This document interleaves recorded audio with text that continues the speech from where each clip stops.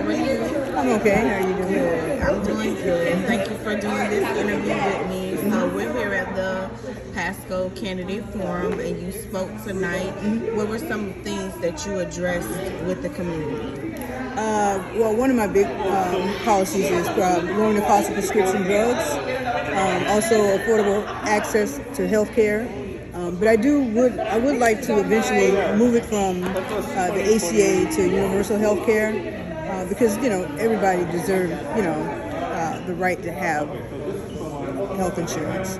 And then also I talked about the veterans, some plans that I have for vets, and then lifelong learning because I am a software engineer and I work with automation, and I know that automation is taking over a lot of people's jobs. So it's important for people to have those skill sets to move from different jobs to, move from a job that is lost because of automation to another job. Right.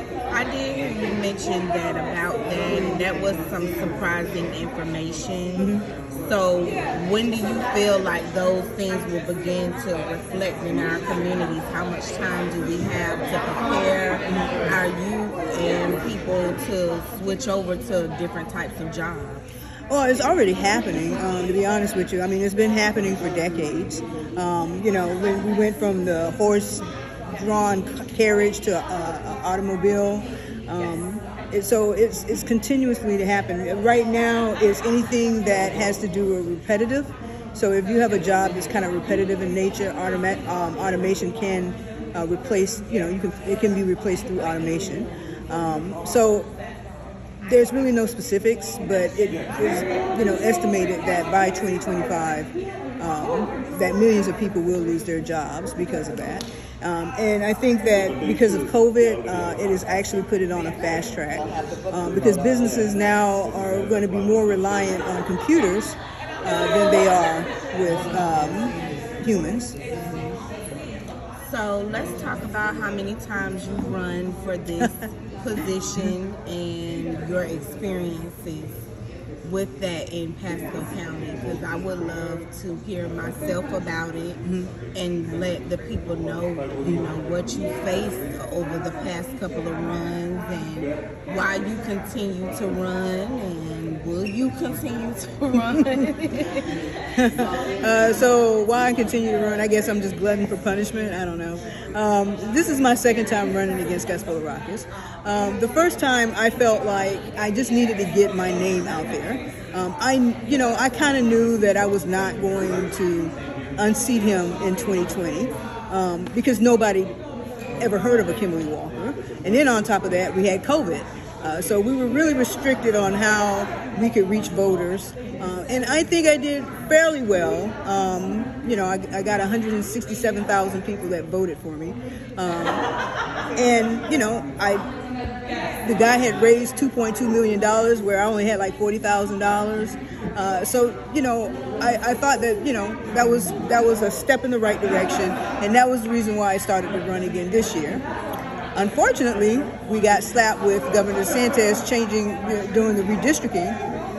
And we lost a good portion of the people that voted for me in 2020, and that was Pinellas County. Do you feel like that was strategically done? Not for District 12, because District 12 was always considered a safe district.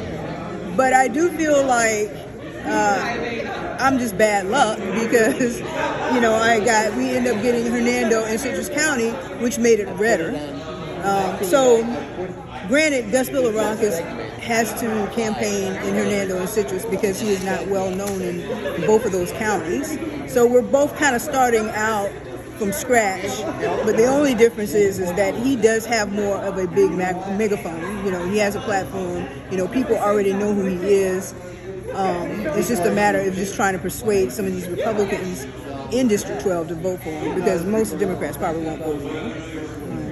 But yeah, so that's the reason why. I don't think I'll run again.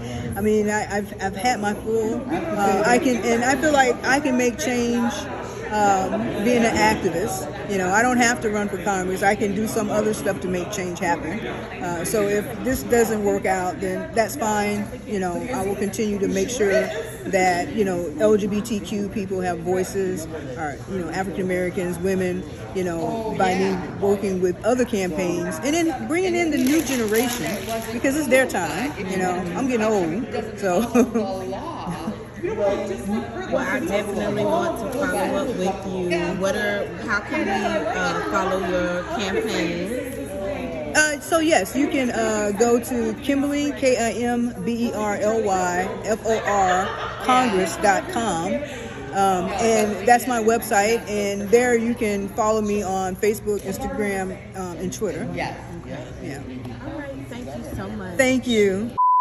It's time for our church and community news. That's right, it sure is. It's time for another season, a new season of Unfiltered. And this time, we're taking it back to the church and the community. I want you to join me every Friday evening at 8 p.m. and every Sunday morning at 8 a.m. for Unfiltered Church and Community Conversations on the BDE Music Network on the TuneIn app. Simply download the TuneIn app and search for BDE Music Network and join in for the conversation. That's every Friday night, 8 p.m. and every Sunday morning, 8 a.m. It's time.